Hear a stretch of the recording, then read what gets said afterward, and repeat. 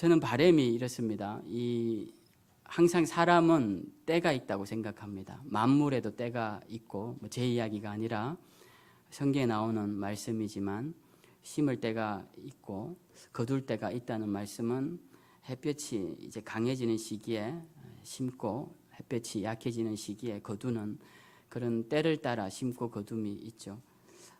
우리가 교회도 교회가 이렇게 성장하는 시기가 있고 또 바람이 부는 시기가 있습니다.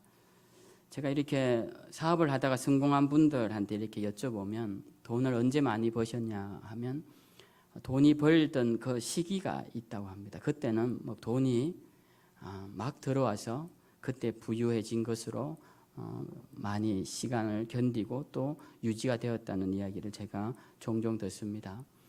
교회가 성장도 이런 식으로 많이 됩니다. 이 성장이라는 것은 어떤 의미냐면 교회에 역사하는 힘이 강하다라는 거예요. 성령 역사가 강하게 임한다.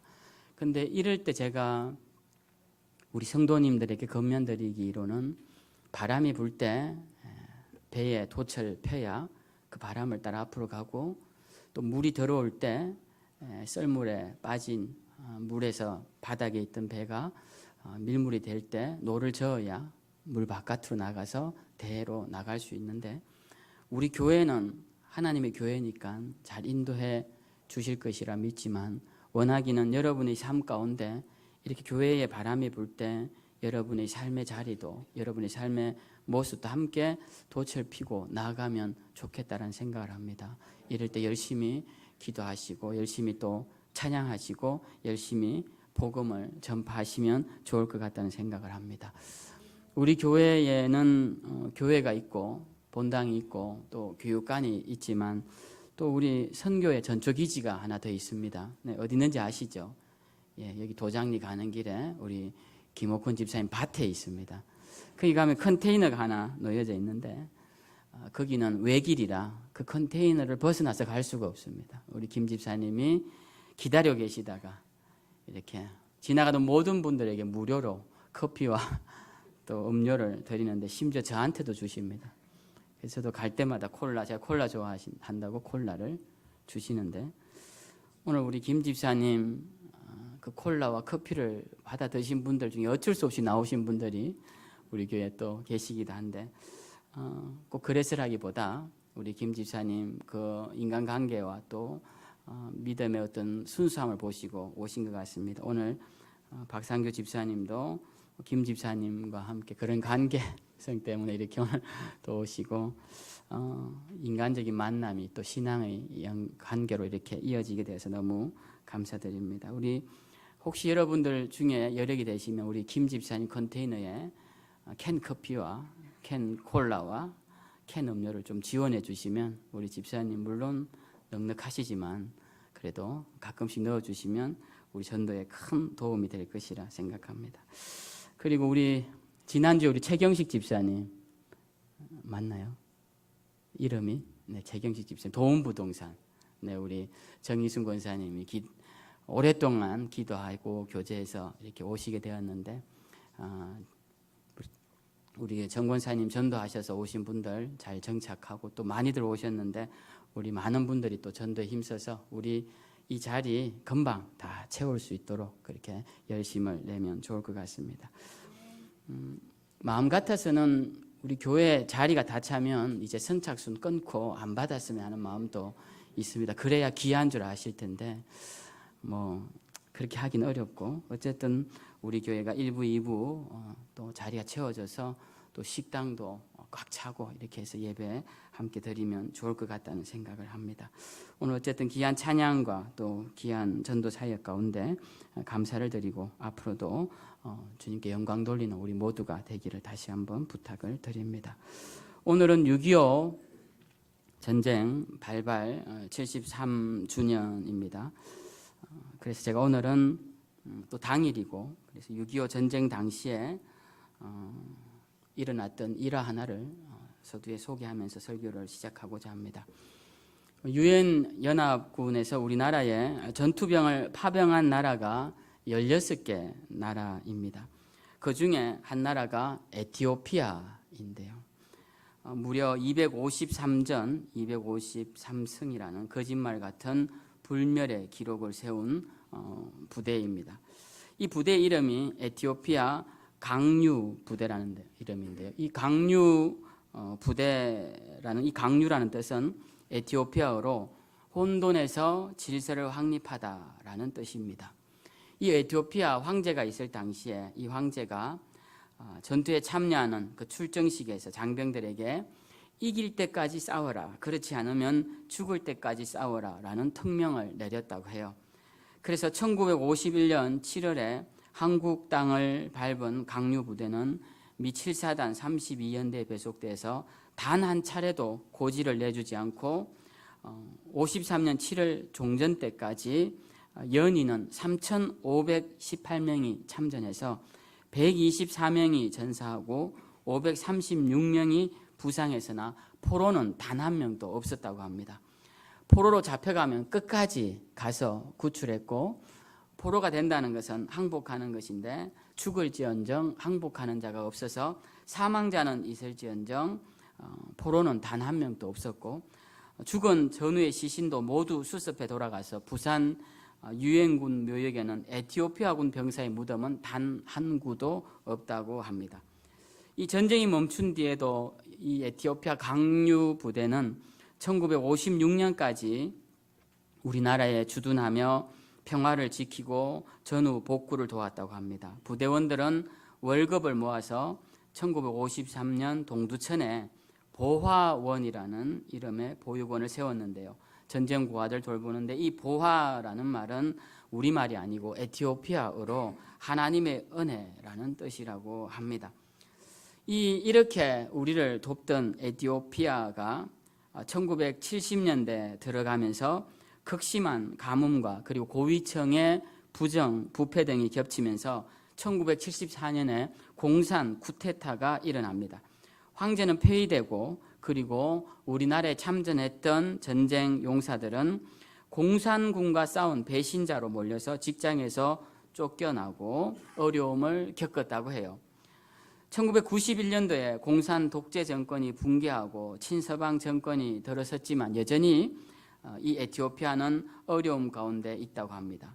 지금 이 에티오피아가 그때 1950년대 1인당 국민소득이 3,000달러였는데 지금은 960달러가 됐다고 해요. 3분의 1 토막이 났죠. 그러면 에티오피아가 3,000달러일 때 우리나라의 1950년대 국민 총소득은 80달러였습니다. 그러니까 우리가 에티오피아에 비하면 30분의 1도 안 되는 그런 열악한 환경에 있던 이 나라였습니다. 그런데 지금은 35,000달러가 되었습니다. 에티오피아는 1,000달러가 안 되고 우리는 35,000달러가 되어서 1950년대에 비하면 약 400배 이상으로 우리나라가 발전하게 되었습니다. 이제 공산 정권이 무너지고 2000년대부터는 우리나라에서 에티오피아에 대한 본격적인 보훈의 손길을 펼치는데요. 코이카라든지 또 NGO 단체 그리고 기업들, 지방자치단체까지 나서서 의료시설과 학교, 복지회관 등을 지어주고 참전 용사와 후손들에게 생활비와 장학금을 지원하는가 하면 후손들의 한국 유학과 기술 교육도 돕고 있다고 합니다. 저는 오늘 이제 6.25 날을 맞이하면서 오늘날 우리가 이렇게 서 있는 것은, 이 대한민국이 서 있는 것은 이렇게 이름 없이 쓰러져간 많은 분들의 희생과 헌신이 있었기 때문에 그렇다라는 생각을 하게 되고, 우리 모두가 다시 한번 이 나라 가운데 도움을 주었던 나라들과 그리고 나라를 지키기 위해 젊은 나이에 죽었던 우리 선조들의 모습을 생각하면서 더욱더 나라를 위한 기도를 이어나가야 할 것입니다. 지금 생각해보면 더 분명한 것은 이 땅 가운데서 국제사회의 도움을 받던 나라가 도움을 주는 나라로 바뀐 유일한 나라가 우리나라라고 합니다. 뭐 일본이나 이런 나라들은 다 전범 국가고 제국주의 국가고 전쟁을 일으킨 나라이지만 우리는 무고하게 전쟁의 희생자로 모든 게 다 사라져버린 그 가운데서도 나라를 다시 세워서 이제는 세계 열강 가운데 빠지지 않는 나라가 되어서 세계를 돕고 있는 것을 생각해 보면 과연 무엇 때문일까? 우리 5,000년 역사 가운데 무슨 일이 있어서 이 100년도 안 된 시간에 이 놀라운 일이 일어났을까 생각해 보면 그 전쟁통에도 모여서 함께 기도하던 우리 믿음의 선조들과 그리고 성경에 손을 얹고 처음 나라를 시작하던 그 현장이 있었기 때문에 우리 나라를 하나님께 맡기는 그런 신앙의 모습이 있었기 때문에 저는 오늘날 5,000년 역사 땅 가운데 단 한 번도 일어나지 않았던 이런 놀라운 부흥이 이 땅 가운데 일어났다고 믿습니다. 그래서 우리가 더욱더 하나님께 기도하고 우리 교회들, 여기 모인 분들 모두 그리스도인들 아닙니까? 우리 그리스도인들이 더욱더 하나님께 기도함으로써 이 나라 이 민족이 세계 평화와 안전에 더욱더 기여하고 주의 나라와 주의 영광을 위해 더욱더 힘쓰는 그런 민족이 될 수 있도록 함께 기도해 주시기를 바랍니다. 오늘 성경은 우리에게 기도에 대해서 가르쳐 주고 있습니다. 오늘 바울은 하나님께 기도를 우리에게 어떻게 하는 것인지, 무엇을 하는 것인지, 우리가 믿는 하나님은, 우리가 기도를 드리는 분은 어떤 분인지에 대해서 짧은 내용 안에서 많은 것을 포함해 설명하고 있습니다. 오늘 말씀에 보면 바울은 14절에 먼저 이렇게 말을 합니다. 내가 하늘과 땅에 있는 각 족속에게 이름을 주신 아버지 앞에 무릎을 꿇고 비노니라고 말을 합니다. 그의 기도의 대상과 기도의 자세가 나오고 있습니다. 하나님을 어떻게 소개하느냐? 하늘과 땅에 있는 각 족속. 하늘의 족속이 누굴까요? 땅에 있는 족속은 들어봤지만 하늘에 있는 족속은 알지 못합니다. 이 말 속에는 하늘에 있는 영적인 존재도 땅에 있는 보이는 육적인 존재도 이 모든 삼라만상의 천하 모든 만물과 우리가 모르는 미지의 세계까지도 다 만드셔서 그들에게 이름을 부여하신 분, 그 하나님께 내가 기도한다라고 말을 합니다. 여러분, 우리가 이름을 주신 분이라는 이 말 속에 담긴 의미를 깊이 생각해야 되는데요. 이름을 준다는 것이 왜 대단할까요? 우리가 이름을 주는 분들은 주는 분이 받는 분보다 훨씬 높이 있는 사람입니다. 위에 있는 사람이고 권위를 갖고 있는 사람입니다. 특히 히브리적 관념으로 이름을 부여하는 자는 이름을 부여받는 존재에 대해 절대적 권위를 가지게 됩니다. 제가 어제 어쩔 수 없이 잔치 자리를 갔습니다. 집안 잔치라서 안 갈 수 없고 피치 못해서 포항까지 다녀왔습니다. 갔는데 그곳에서 저를 보면 제가 이제 친척들 중에 사촌들 중에 제일 막내입니다. 거의 막내고 동생이 거의 없고 나이 많은 매형들은 80이 가깝고 다 누님들도 나이가 많으시고 이런데 제가 가면 막내지만 아이고 우리 유 목사 왔어, 우리 목사님 왔어 이렇게 인사를 하는데 그 중에 누님 한 분이 저한테 병중이 왔네 그러면서 덧붙이는 말씀이 야, 병중이란 말 오랜만에 듣지 그러시는 거예요. 그 가만히 생각해 보니까 정말 오랜만인 거예요. 누가 제 이름 그렇게 부르는 경우가 잘 없고 대부분 호칭이 이렇게 목회자와 관련된 호칭으로 많이 불려졌는데 그래서 제가 그 누님한테 그 누님도 60이 훨씬 넘고 그런 누님인데 그런 것 같다 누님 정말 오랜만에 그런 친근하게 부른 이름을 들어보는 것 같다라고 말을 했습니다. 그분이 저한테 이름을 부른다라는 것은 그분이 저보다 위에 있다라는 것이죠. 그 누님 70이 가까운 누님인데 제가 어릴 때 기저귀 차고 다닐 때 저 안고 키워주고 놀아주던 그런 누님이시죠. 그러니까 그분은 저보다 훨씬 위에 있는 분입니다. 그러니까 이름을 부르는 것이죠. 그런데 이름을 이렇게 부르는 단계를 지나서 이름을 지어주는 단계까지 가면 그분과 나와의 차이는 굉장히 크다라고 할 수가 있습니다. 오늘 하나님이 만물에게 무엇을 부여하셨냐? 이름을 부여하셨다라고 말씀합니다. 그것은 하나님께서 모든 만물 위에 권위를 갖고 계신 분이시다라는 의미가 이 속에 들어가 있습니다. 이걸 잘 모르는 한 사람 모세가 어느 날 하나님을 만난 후에 이런 질문을 합니다. 하나님, 내가 만난 하나님의 이름을 알려주시면 제가 이스라엘 백성에게로 돌아가서 그 이름을 알려주겠습니다. 이름이 뭡니까? 라고 하나님의 이름을 묻죠. 그때 하나님께서 이렇게 이름을 말씀하십니다. 나는 스스로 있는 자이다. 스스로 있는 자가 어떻게 이름이 될 수 있을까요? 그건 이름이 아닙니다. 그럼 왜 하나님은 이름을 묻는 모세에게 나는 스스로 있는 자라고 하실까요?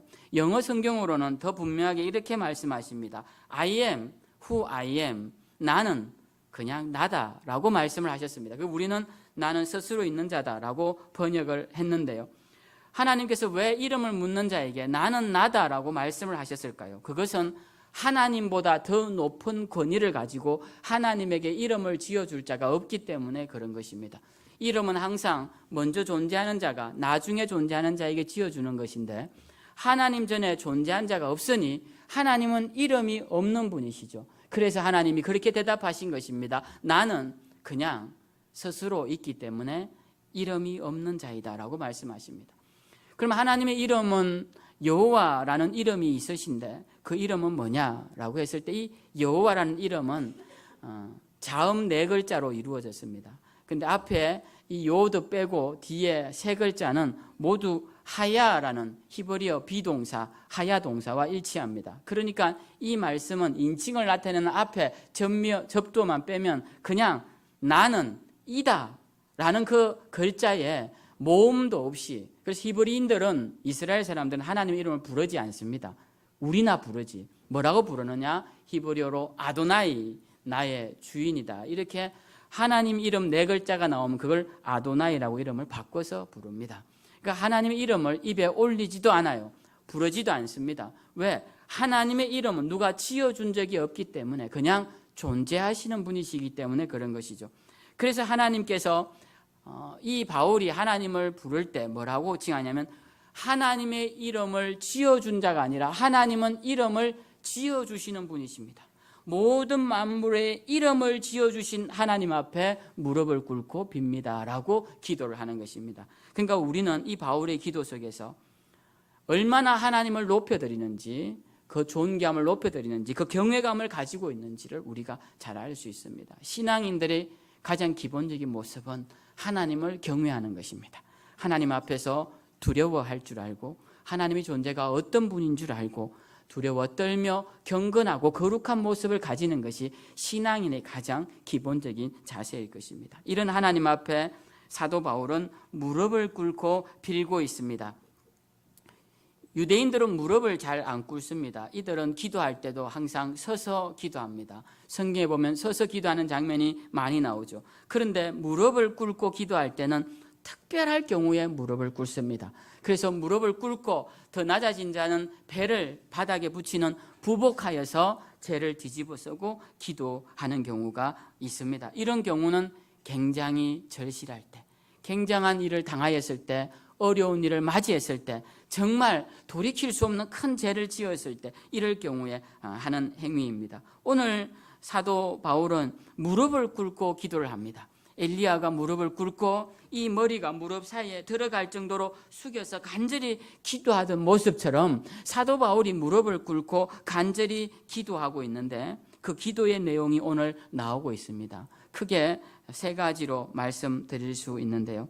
오늘 첫 번째는 바울이 이렇게 기도합니다. 16절에 보면 그의 영광의 풍성함을 따라 그의 성령으로 말미암아 너희 속사람을 능력으로 강건하게 하시오며, 첫 번째 기도는 속사람이 강건하게 되도록 기도를 한다라고 말합니다. 에베소 교인들의 속사람을 위한 기도인 것입니다. 아까 대표 기도 시간에 우리의 영혼을 위한, 우리의 영이 새로워지고 변화되고 말씀을 통해 우리의 영이 새로워지고 하는 기도를 제가 들으면서 이 속사람이 무엇인가를 저렇게 설명드리면 되겠구나라는 생각을 했습니다. 우리의 속사람이란 바로 우리의 영입니다. 우리의 마음이기도 하고 우리의 영이기도 합니다. 어쨌든 그 사람, 보이는 사람에 반대되는 경우이죠. 우리는 속사람을 위한 기도를 많이 해야 합니다. 우리가 그 사람을 위한 기도는 많이 합니다. 몸이 아프면 아픈 몸을 고쳐달라고 기도하고, 고통이 오면 고통이 사라지게 해달라고 기도합니다. 연약하면 강건하게 해달라고 기도를 하죠. 그렇지만 오늘 사도 바울은 육신의 강건함보다는 오늘 너희의 속사람이 강건해지도록 내가 기도한다라고 말을 합니다. 그 모습을 통하여서 너희도, 그러니까 에베소 교인들도 너희 속사람을 위해 기도하라고 가르쳐 주고 있습니다. 오늘 말씀을 통해 우리도 여러분 삶 가운데 여러분의 속사람을 위해 기도하는 분들이 되시길 바랍니다. 여러분의 그 사람들만, 그 보이는 세상적인 캐리어와 경력과 화려한 경력 이런 것들만 좋아지도록 자녀들을 위해 기도하지 마시고 우리의 자녀들이 육신이 점점 자람으로 속사람도 자랄 수 있도록 기도하시기 바랍니다. 우리의 속사람은 자라나야 합니다. 왜냐? 속사람의 자라남은 끝없이 가능하기 때문에 그렇습니다. 우리의 그 사람은 곧 후패해지겠죠. 오늘 일부 예배에 나온 아이가 어릴 때 아주 정말 말라서 돌아다니던 은범이가 오늘 일부 예배에 나왔어요. 지금은 고등학생이 되어 키도 내 아빠보다 훨씬 크고 덩치도 커지고 아주 이제 외모가 훌륭하게 되었습니다. 이제 20살까지 계속 그렇게 자라겠죠. 그러다가 청년이 되면 이제 그때부터는 성장을 멈추고 점점 육신이 약해져 가게 될 것입니다. 우리의 육신은 다 누구나 그렇게 흘러갈 수밖에 없습니다. 그러나 우리의 속사람은 계속 장성하여 그리스도의 장성한 분량에 이를 수 있기 때문에 우리는 실망하거나 주저하거나 이제 다 자랐다라고 생각하거나 그러지 마시고 우리의 속사람의 강건함을 위해 계속적으로 노력해서 그리스도의 장성한 분량으로 나아가는 자들이 되어야 할 것입니다. 고린도후서 4장 16절에서 18절에 보면 사도 바울은 우리가 낙심하지 아니하노니 우리의 겉사람은 낡아지나 우리의 속사람은 날로 새로워지도다 라고 말씀합니다. 우리의 겉사람은 낡아지는 것 때문에 속상해하지 말라라는 것입니다. 여러분 속상해하지 마십시오. 네, 너무 그 사람이 이렇게 나 젊을 때는 굉장히 미인이었는데 그러시면서 지금도 미인이십니다. 뭐 딱히 누구를 보고 지금 말하는 게 아니니까 지금도 미인이시고 또 지금도 그 정도면 건강하신 겁니다. 그러나 우리의 육신이 약해지는 것은 누구나 어쩔 수 없는 길을 걸어가는 것이죠. 우리 오늘 못 나오셨지만 이건승 장로님 못 나오셨는데 그분이 저하고 같이 개척을 시작했습니다. 그분이 연세가 우리가 개척할 때 가장 많았던 분이에요. 그때 벌써 70이 다 된 나이에 저하고 같이 시작을 하셨으니까요. 근데 그때도 악수를 하면 제 손이 아플 정도로 얼마나 힘이 센지 모릅니다. 아마 악수해 보신 분은 다 아실 겁니다. 그분의 힘은 굉장했고 식사를 같이 하면 저 먹는 게 2배를 드시고도 모자란다며 드시던 분이셨습니다. 근데 이제 80대 후반이 되시니까 육신이 연약해져서 이젠 저보다 적게 드시고 손에 힘도 빠지시고 오늘은 편찮으셔서 교회도 못 나오셨네요. 보니까 육신이란 것은 어쩔 수 없습니다. 누구나 걸어가야 할 길이 있습니다. 그래서 우리가 낙심될 때가 있죠. 근데 사도 바울이 말을 합니다. 너희가 낙심하지 않을 수 있는 것은 그 사람은 낡아지지만 우리의 속사람은 새로워지기 때문에 그렇다라고 가르쳐 줍니다. 그래서 우리는 우리의 속사람을 강건케 하지 않으면 우리는 그 사람을 따라 낙심할 수밖에 없음을 기억하시고 내 속사람의 강건함을 위해 더욱더 기도하는 여러분들 되시길 부탁을 드립니다. 오늘 신문에 보니 이런 글이 있습니다. 무엇이 우리의 자녀를 죽음으로 내모는가? 2020년 국민건강영양조사에 따르면 청소년들은 주관적 건강 상태가 나쁠수록 스트레스를 많이 느낄수록 슬프거나 절망감을 많이 느낄수록 자살하고 싶다는 생각을 했던 것으로 나타난다. 또한 평균 수면 시간이 적을수록 학업 성적이 낮을수록 폭력 경험이나 음주, 흡연, 약물 경험이 있을 경우에도 스스로 생명을 포기하고 싶은 생각을 하는 것으로 드러났다. 그러면서 기자가 마지막에 이렇게 한 줄을 덧붙였습니다. 청소년 자녀가 있다면 교과 성적표보다는 마음의 성적표를 먼저 살펴봐야 할 것 같다. 이렇게 했는데요. 저도 이 말에 동의를 하면서 우리에게는 모두 마음의 성적표가 있는 것이죠. 우리 자녀의 마음의 성적표, 우리 신앙도 우리 마음의 신앙의 성적표가 있습니다. 그래서 우리는 속 사람을 강하게 함으로써 하나님 주시는 이 육신도 새로움을 덧입고 연약함을 이겨내고 하나님 기뻐하시는 그 길을 걸어가는 우리 모두가 되어야 할 것입니다.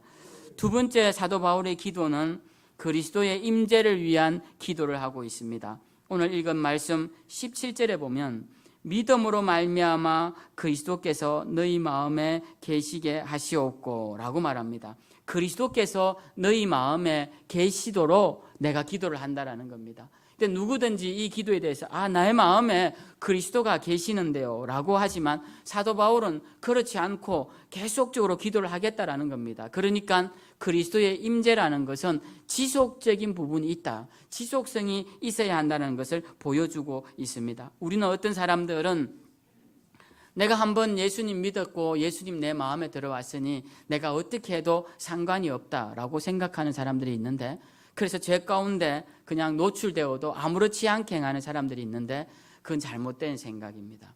우리가 주님의 임재를 느낄 수 있는 가장 좋은 방법은, 여러분 바람이 불면 이 풍량계가 흔들리죠. 이처럼 우리의 주님의 임재를 느낄 수 있는 방법은 죄가 우리 가운데 들어올 때 내가 얼마나 민감하게 반응하느냐를 보면 됩니다. 죄가 들어왔는데 별로 민감하지 않아, 나는 늘 죄를 짓고 악을 행하고 육체의 정욕을 따라 살면서도 내 삶이 불편하지 않아, 이런 분들은 주님의 임재가 없는 것입니다.